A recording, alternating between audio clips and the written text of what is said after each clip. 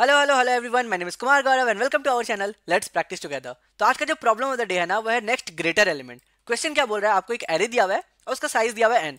आपको एक नया एरे बना करके रिटर्न करना है, लेकिन उस एरे में एलिमेंट क्या क्या होंगे।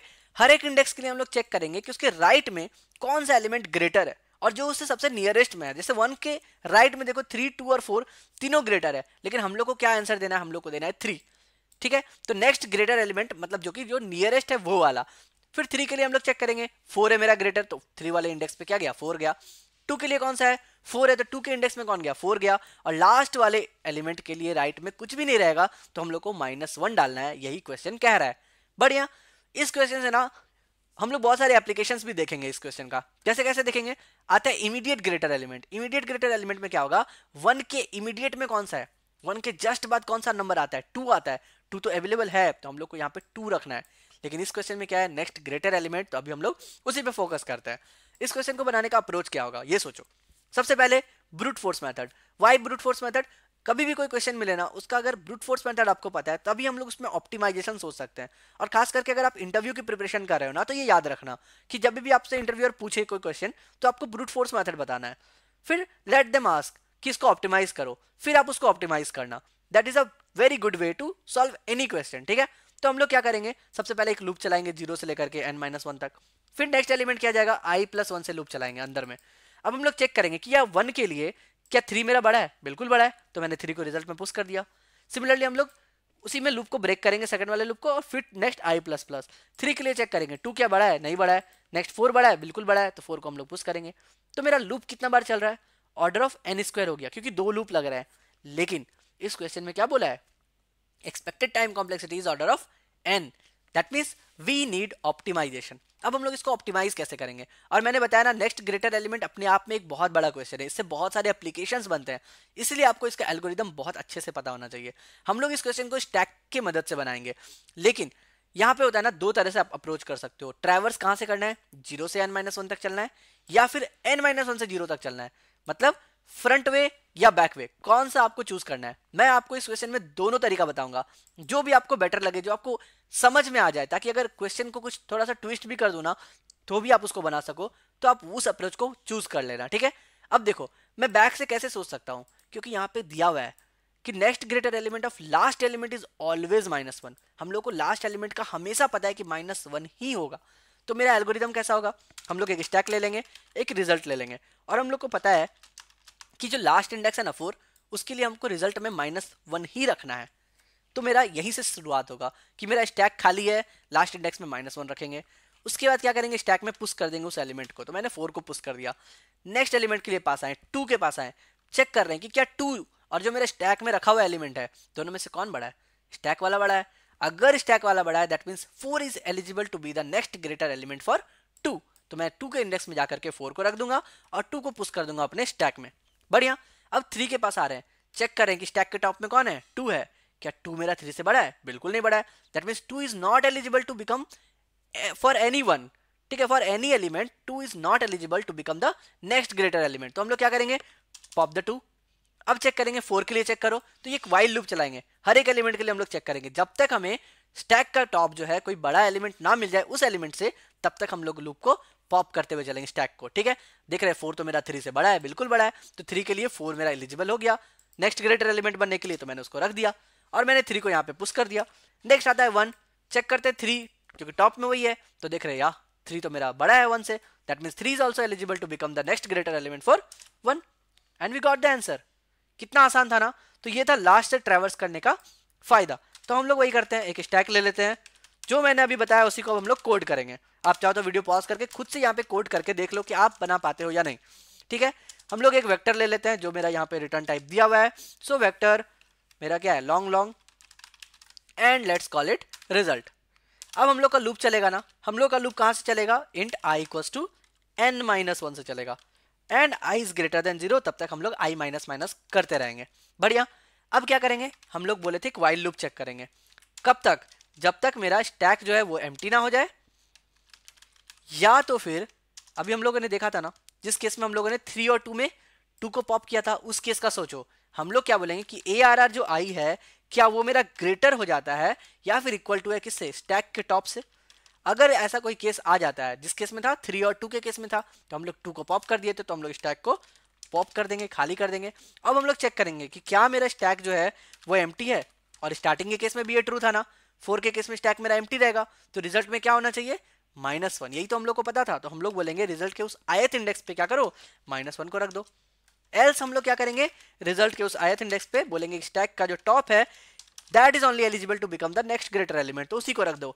और हाँ, स्टैक में पुश करना बिल्कुल भी मत भूलना, तो जो लास्ट एलिमेंट या फर्स्ट एलिमेंट डजंट मैटर, आप क्या करो, ARRI को स्टैक पे पुश कर दो, एंड दैट्स इट। इसके बाद आप क्या करोगे, रिटर्न कर दोगे हमारे रिजल्ट को। अब अगर हम लोग इसको सबमिट, कंपाइल एंड रन करके देखें, तो देखते हैं हमें क्या 344 -1 मिल रहा है।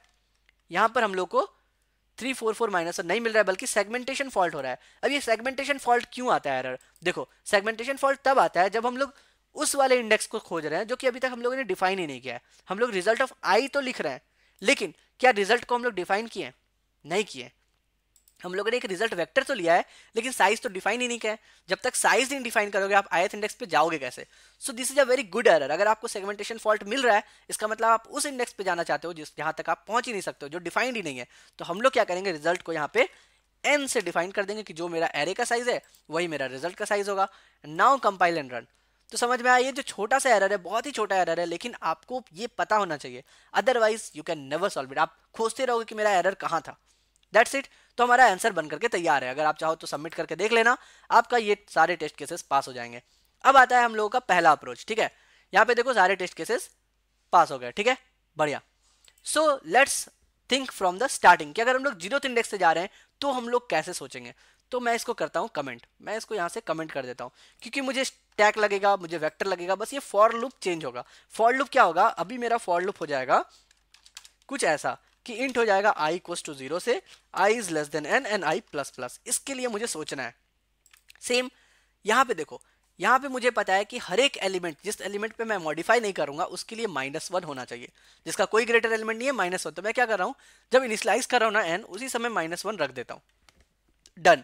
अब सोचो, अब मुझे कहना है कि देखो हम लोग क्या कर रहे हैं, 1 के पास जा रहे हैं। 1 के पास क्या अभी हम लोग ग्रेटर एलिमेंट खोज सकते हैं, स्टैक तो मेरा खाली है, इसका मतलब हम लोग नहीं खोज सकते हैं। तो अगर मेरा स्टैक एम्प्टी है और 1 है, इस इंडेक्स पे हम लोग नहीं खोज सकते, तो हम लोग को 3 के पास जाना पड़ेगा।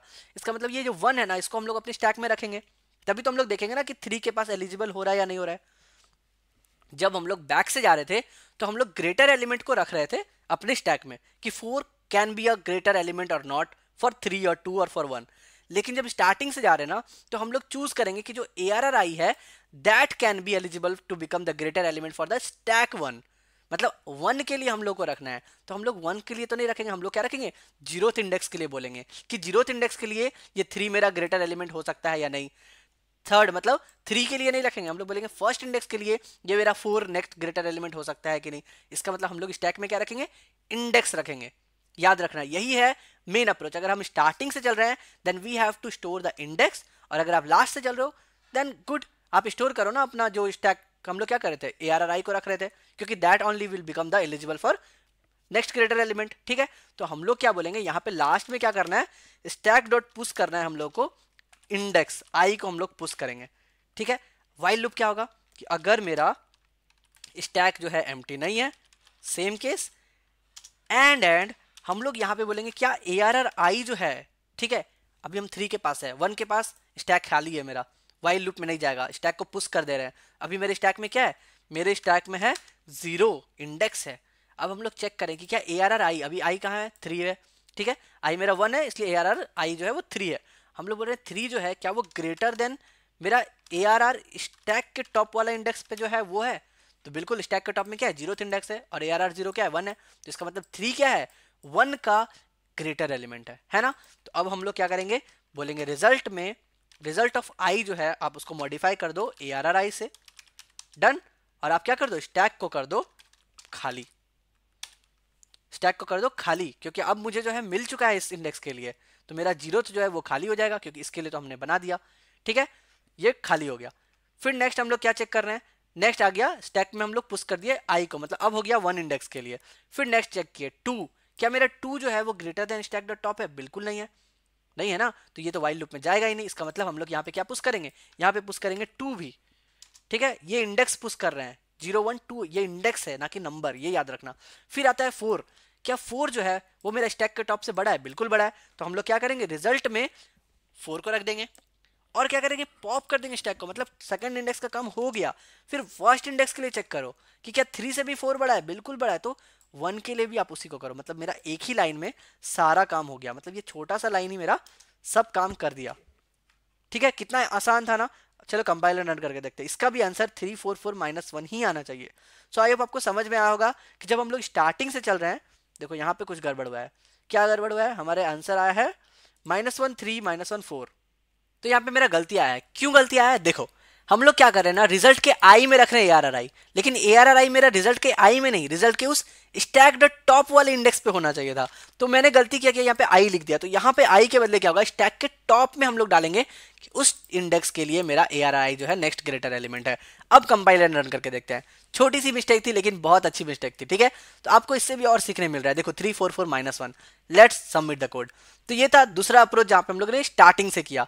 So that's it for today guys, कल फिर मिलते हैं नए क्वेश्चन के साथ, तब तक के लिए goodbye, stay blessed, stay safe and keep coding.